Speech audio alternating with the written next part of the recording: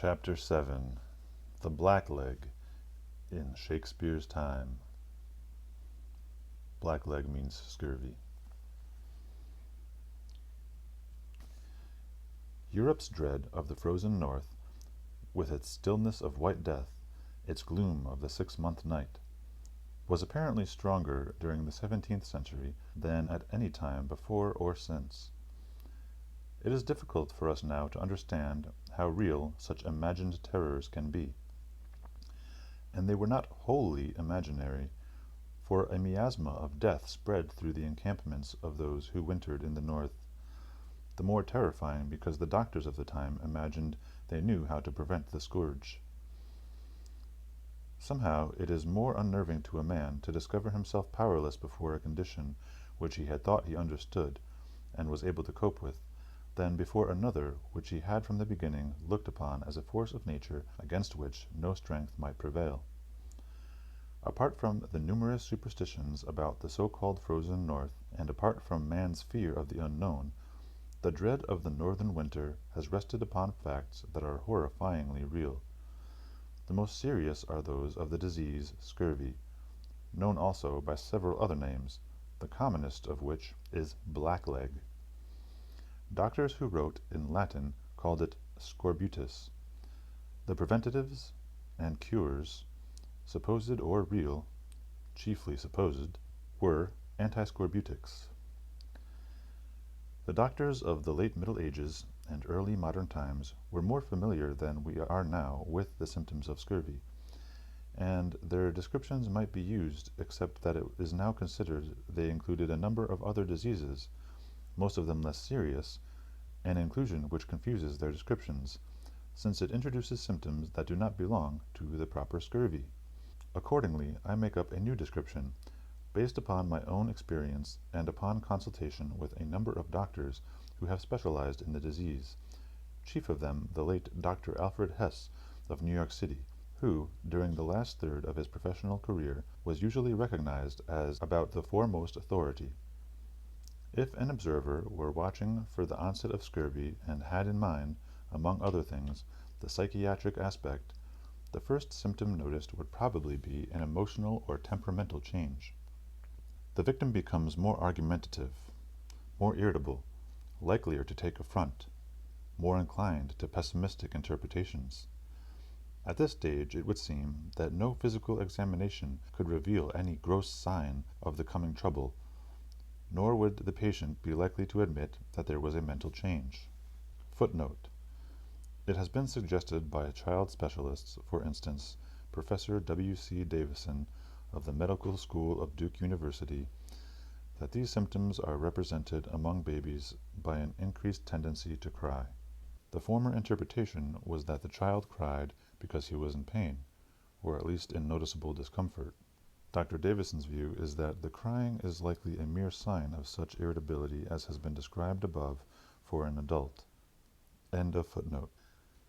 As full development of scurvy draws nearer, the mental condition changes from aggressive and argumentative irritability to pessimism. Then appears a slight and thereafter steadily growing disinclination to physical effort, and similarly with mental effort, particularly in that the patient more and more often finds himself in a "what's the use" mood. Now comes the first symptom that a patient will notice, but only if watchful. It is that when he jumps up from a sitting or lying position he will stagger momentarily, though not enough to feel it as a dizzy spell. It will not be many days, however, until this is recognized as dizziness, and likely the patient will fall back into the seat from which he has just risen. After this come symptoms that are more readily discernible.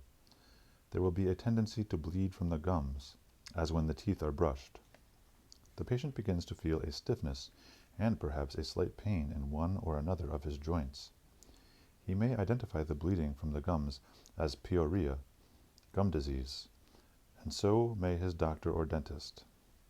The soreness of joints will be labeled as a touch of rheumatism. The pain in a joint will appear first where there is most use. A blacksmith would feel it in his arms, a mail carrier in his legs. Irrespective of use, the trouble spreads from joint to joint until finally There is pain in every one of them. As the pain is spreading among the joints, the other symptoms develop, and presently the one that gave the disease its sailor's name, blackleg. Tiny blood vessels rupture beneath the skin, usually first and most conspicuously on the calf of the leg, no doubt because of the strain, since all of us do more or less walking. The dead blood is visible through the translucent skin as black spots. The spots increase in size, spread, and coalesce, until there are patches. The legs are getting black and the patient is a blackleg. The mental symptoms are now rapidly aggravated. The victim is no longer quarrelsome. He is too gloomy for that, too lacking in energy. Perhaps 3 weeks or a month before death, the gloom is as deep as seems humanly possible, except that there is no tendency toward suicide. It appears to the patient, as he thinks back after the cure, that he was not so much powerless to move as powerless to decide that he wanted to move. In 2 cases which I have observed, and which never got quite to the full depth of gloom, one man was unable to walk, while the other was able to stagger along, holding on behind a sledge. At this stage the gums were as soft as American cheese. You could cut them about as readily as Edam cheese if you pressed on them with a sliver of wood, like a toothpick. One of the men, when he thought he was pulling on something between his teeth, was actually pulling on a tooth, and it came out, so that he found himself looking at it between his fingers. This was nearly or quite without pain. The gums had then receded from the teeth. When the cure had been worked so that these 2 men were perfectly well, the qualification had to be that the gums never did quite regain their former position. It was noted in late medieval and early modern times, though it is not found in all the commentaries, that the appetite remains normal or that it increases. Those writers who speak of it as ravenous are no doubt exaggerating. According to the cases I have seen, or heard of intimately, and, in my opinion, reliably, there is not likely to be a serious digestive disturbance until a few weeks before death, perhaps 3 or 4 weeks. The progress of the disease seems very rapid toward the end, increasing with something like a geometric ratio. This may perhaps be explained on the assumption that from a previously adequate diet, the patient has stored in his body antiscorbutic elements which are gradually used up. In that view, when the stored antiscorbutics are gone, the worsening of the patient is likely to be rapid. Death is from hemorrhage, usually of the digestive tract or lungs. No doubt sudden deaths from scurvy are from ruptured blood vessels in the brain. With this description, or one at all similar, it is difficult to see how the epithets "a scurvy fellow" and "blackleg" got their meanings. This is somewhat clarified if the reader remembers, first, what has been said about a number of the diseases having been included formerly under the scurvy classification, and then that the disease was supposed to depend in part on a man's character and his disposition. From our point of view, this last is putting the cart before the horse. To us, the quarrelsomeness of the patient, the fault-finding, suspicion, lack of energy, amounting to what some nowadays call a breakdown in willpower, are symptoms or results of the disease. To the 17th and 18th centuries, these were causes of the disease. We think that a man is cranky, suspicious, lazy, because he already has scurvy. They thought that men who were lazy, cranky, and suspicious were thereby predisposed to contraction of the disease. On that reasoning, the doctors classified as preventives such things as exercise, cultivation of a cheerful disposition, music, parlor games, any suitable entertainment. These moral considerations explain somewhat the meaning of blackleg. The differing connotation of "a scurvy fellow" is perhaps due to a verbal confusion. The Oxford Dictionary first defines scurvy along the lines of what has here been said. Then it gives another scurvy which differs in meaning and derivation, though it has the same spelling. For this second scurvy, the Oxford has the first meaning, quote, "covered with scurf, suffering from or of the nature of skin disease, scurfy, scabby," end quote. In the cases of true scurvy which I have seen, and in those about which I have seemingly reliable information, the disease does not have, as a symptom or result, any scabby appearance of the skin. This was especially impressed upon me in New York City hospitals when I was occasionally called in as a consultant for the diagnosis of scurvy during the period immediately following the publication of my first paper in the Journal of the American Medical Association. Observations on 3 cases of scurvy, November 23, 1918. One woman I remember in particular, who was a delicate Nordic blonde in appearance, looked especially dainty and ethereal at the beginning of her treatment, more so than she did later when she had partly recovered. Looking at such a patient, it was difficult to understand how scurvy could have received its Shakespearean connotation. But that connotation would be easy for one who confuses the disease we are here describing with some other which is characterized by a scurfy or scabby appearance of the skin. Under the present view, the causes of scurvy are wholly dietetic. We find it interesting, therefore, when we go back as far as we can in the literature, say to the 13th century, that we have a constant recurrence of views similar to those of the present. There is the further striking similarity that only now and then are we told by the older writers that fresh meat will cure scurvy, but we are constantly told that fresh vegetables are a cure. However, the idea fresh never got a very strong hold. For instance, in the 19th century, the usual view of lime juice or lemon juice as an antiscorbutic was that the efficacy depended on acidity. Accordingly, in the reports of polar expeditions, there is frequent reference to the acid content of the antiscorbutics carried, but mention of the age or comparative freshness of the juice occurs rarely, if ever. In 17th and 18th century theory of scurvy causation, a canvass of the literature reveals great variety and ingenuity. The precepts which most frequently crop up are that the leader of an expedition must see to it that his men are cleanly, that they exercise in the fresh air, that they have plenty of sunlight, that they are kept in good spirits by suitable entertainment, views still held as to the general preservation of health, though discarded as particularly applicable to scurvy. This is an Arctic study, and develops only those views on scurvy which had a bearing on Europe's dread of the northern winter. They are in chief: 1. Vegetables are necessary for health. They are difficult to secure in the north, which makes wintering there dangerous. 2. Lack of sunlight and of solar warmth tends to cause scurvy, which poses the difficulty that for a long period the sun is absent from the sky if one is wintering far north, and that the winters are long and cold. There would seem to be no reason for disagreeing with the opinion, common down through the centuries, and held today, that vegetables, nowadays fresh vegetables are usually specified, are an excellent preventative and cure of scurvy. Accordingly, I confine myself here to a few remarks on the views that were generally held by the medical profession concerning the relation of meat to scurvy. Not merely was it usual during the 17th and 18th centuries for the medical books to charge that salted meats were among the leading cause of scurvy, there were also those in high places who considered fresh meat an active cause. Fresh vegetables were nearly always praised as curative agents. Dried vegetable foods, such as bread and porridge, were rarely blamed, and at least occasionally praised. Preserved meats were seldom if ever praised, and fresh meats rarely.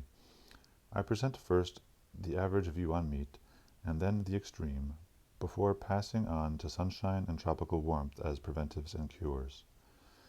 In Britain, a leader of the 18th century medical science, a great teacher, though perhaps not one of the great innovators, was William Cullen, whose First Lines of the Practice of Physic appeared in 4 successive volumes during the years 1776 to 1784.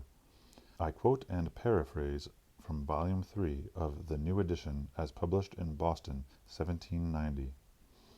Animal food, says Cullen, is difficult to digest. Contrariwise, foods like bread and porridge, which are in a great proportion the foods of infants, women, and of the greater part of mankind, can hardly be supposed to be food of difficult digestion. And with respect to the production of scurvy, there are facts which show that unfermented farinacea, employed in large proportion, have had a considerable effect in preventing the disease.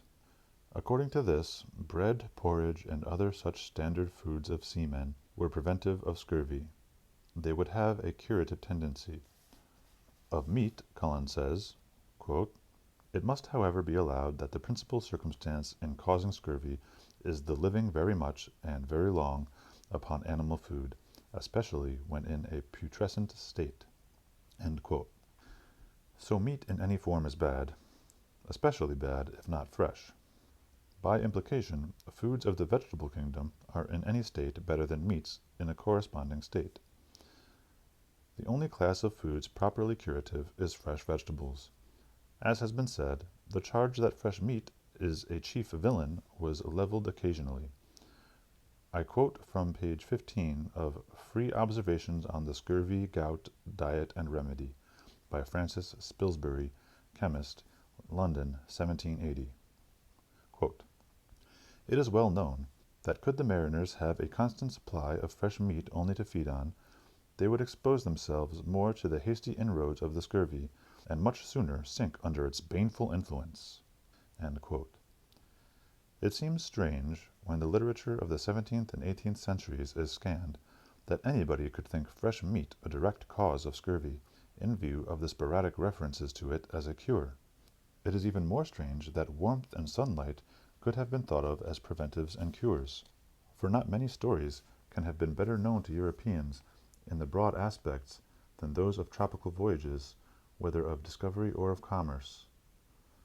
Magellan, the first known circumnavigator, lost a third of his men from scurvy in the tropics, and there were times when everyone aboard was so affected that the men barely had strength for handling the sails and rudder. From the time of Columbus there was an unbroken chain of these tropical narratives, with scurvy as villain. I have choice of many, and select for quotation only because it is the best known the story of Anson's circumnavigation, which started from Britain in 1740 and which ended there in 1744. Quoting from the edition of G. Laird Clowes, Boston and London, 1928, I reproduce the description at the end of the southern hemisphere summer, in the latitudes of the subtropics. Quote, "Soon after passing Straits Le Maire, the scurvy began to make its appearance amongst us, and our long continuance at sea, the fatigue we underwent, and the various disappointments we met with, had occasioned its spreading to such a degree that at the latter end of April we were but few on board who were not in some degree afflicted with it, and in that month no less than 43 died of it on board the Centurion. But though we thought that the distemper had then risen to an extraordinary height, and were willing to hope that as we advanced to the northward, i.e. toward the equator, that its malignity would abate, yet we found, on the contrary, that in the month of May we lost near double that number, and as we did not get to land till the middle of June, the mortality went on increasing, and the disease extended itself so prodigiously that after the loss of about 200 men, we could not at last muster more than 6 foremast men in a watch capable of duty." End quote. The Centurion, separated from the rest, cruised on in a vain search for relief. On May 25th, quote, "On May 25th, it was resolved to take advantage of the present favorable season, and to make the best of our way for the island of Juan Fernandez. We were by this time reduced to so low a condition that instead of attempting to attack the places of the enemy, our utmost hopes could only suggest to us the possibility of saving the ship and some part of the remaining enfeebled crew by our speedy arrival at Juan Fernandez." End quote. By May 28th the crew were dying 4, 5, 6 in a day. They missed the island, and on the 10th saw the coast of Chile. In this despondent condition, with a crazy ship, there were not above 10 foremast men in a watch capable of doing duty, and even some of these were lame and unable to go aloft, so we stood to the westward." End quote. On June 8th they reached Juan Fernandez. Quote, "We were by this time reduced to so helpless a condition that out of 200 and odd men which remained alive, we could not, taking all our watches together, muster hands enough to work the ship on an emergency, though we included the officers, their servants, and the boys. They were hardly able to reach the island after sighting it. To so wretched a condition was the 60-gun ship reduced, which had passed Straits Le Maire but 3 months before, with between 400 and 500 men, almost all of them in health and vigor. At 4 in the morning the cutter was dispatched to find out the bay we were in search of, who returned at noon with the boat laden with seals and grass. For though the islands abounded with better vegetables, yet the boat's crew, in their short stay, had not met with them, and they well knew that even grass would prove a dainty.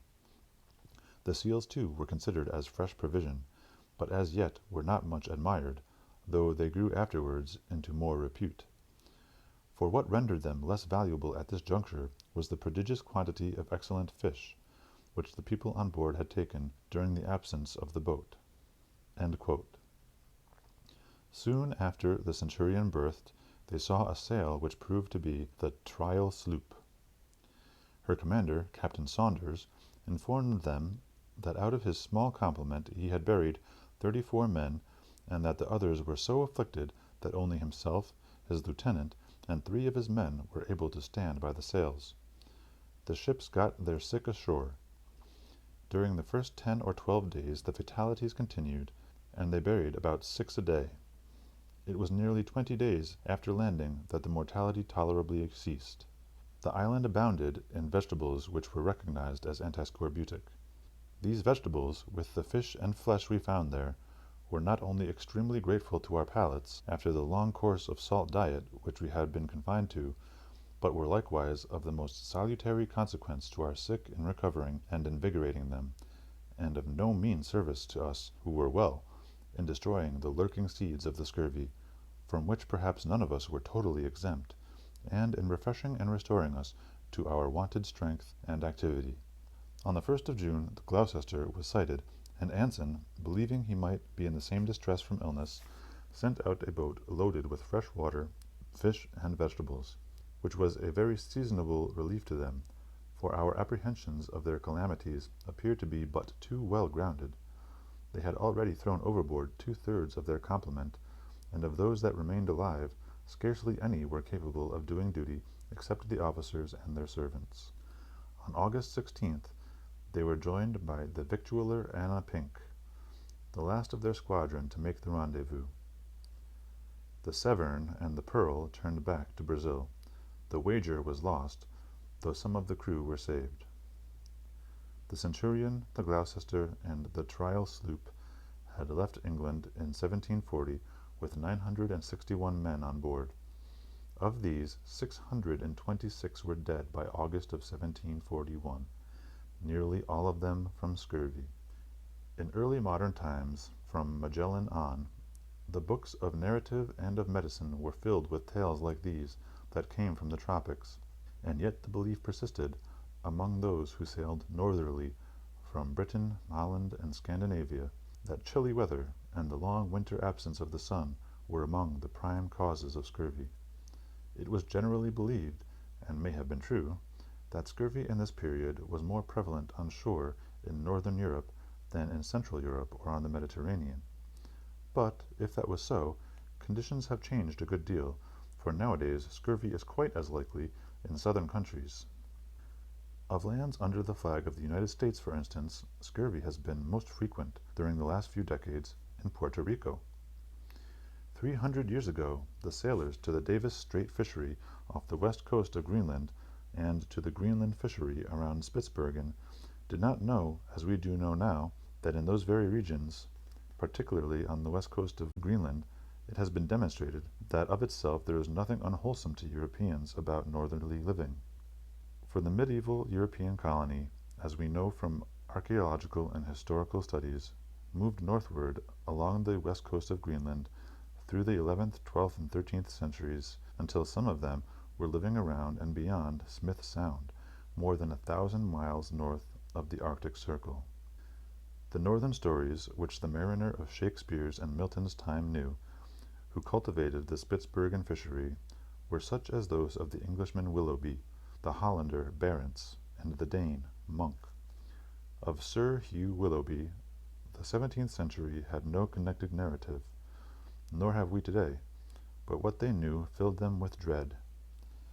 They knew that he, and the entire company of his ships, the Bona Esperanza and Bona Confidentia, had gone into winter quarters during September 1553 on the north coast of Lapland, with considerable, if not ample stores, that most of them had been alive in January 1554, but that none of them lived through the winter.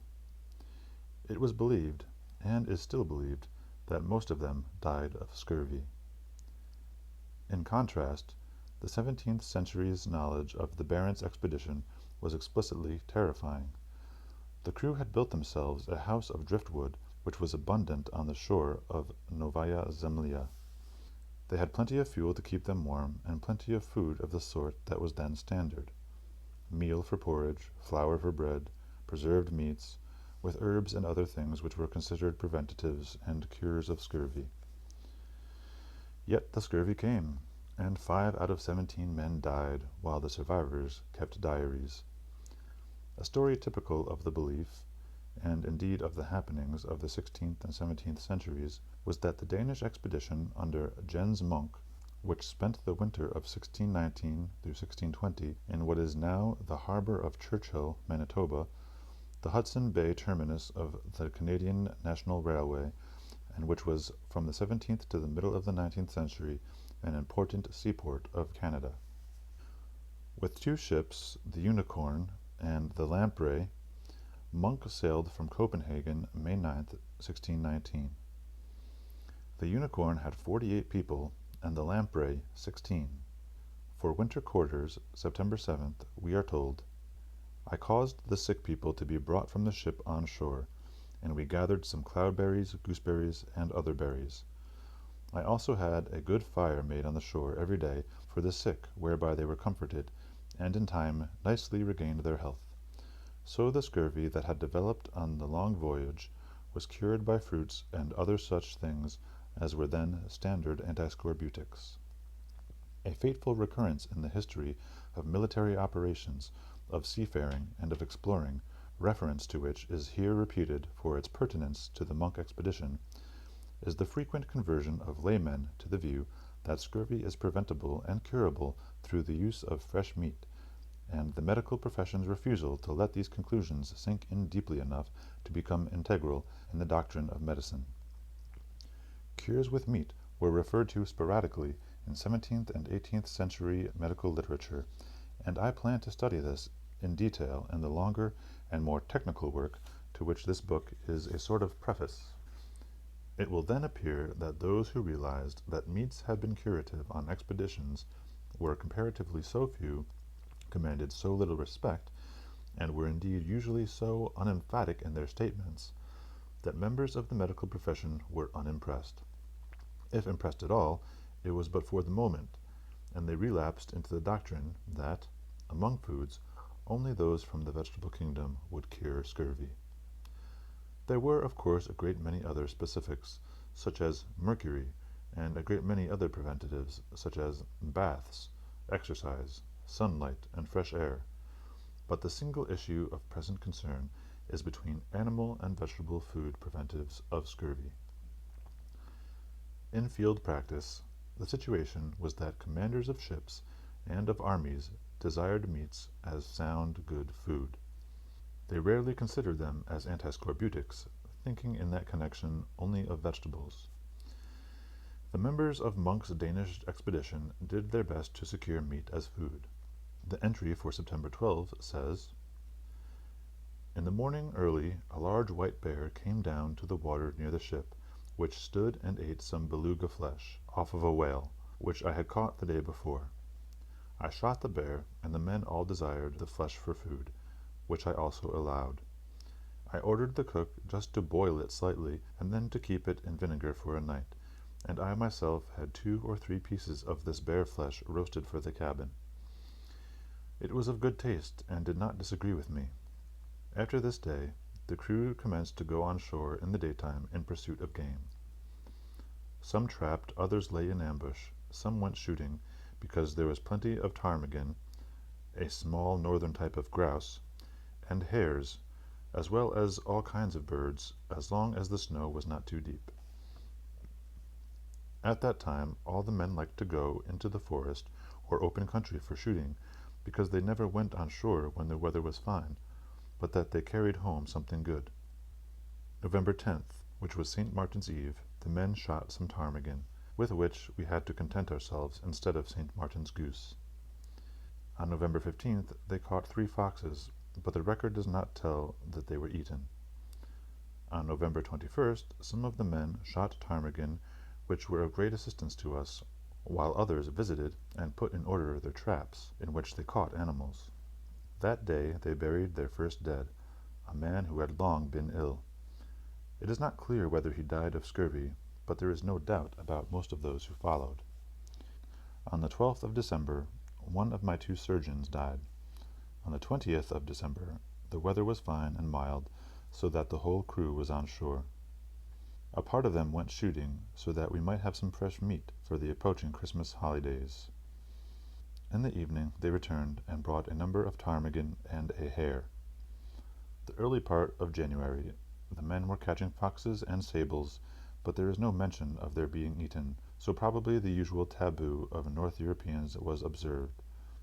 On January 10th the chief cook died. The priest and the remaining surgeon took to their beds. Monk asked the surgeon if he had any idea of a remedy for the scurvy. He replied that he had already tried them all. January 18th. The men who were still in health were in the forest, each about his business, but principally shooting in order to get some ptarmigan for the sick. January 23rd, the priest sat up in his berth and preached his last sermon. That day one of the mates died. On January 27th, a lieutenant and a seaman died. Tracks of reindeer were seen, but there was no success with the hunt. 2 ptarmigan were very welcome for the use of the sick. 2 ptarmigan are about equal to a single grouse, and, with full antiscorbutic value as we recognize it today, would not have been much to divide among 4 dozen men, even if everything had been eaten raw or slightly cooked, thus with its full virtue. But one of the unfortunate beliefs of Monk's day was that, while the healthy might eat foods that were medium or undercooked, the sick must use only meat that was thoroughly boiled. By preference it was cooked to pieces, the invalid drinking the broth.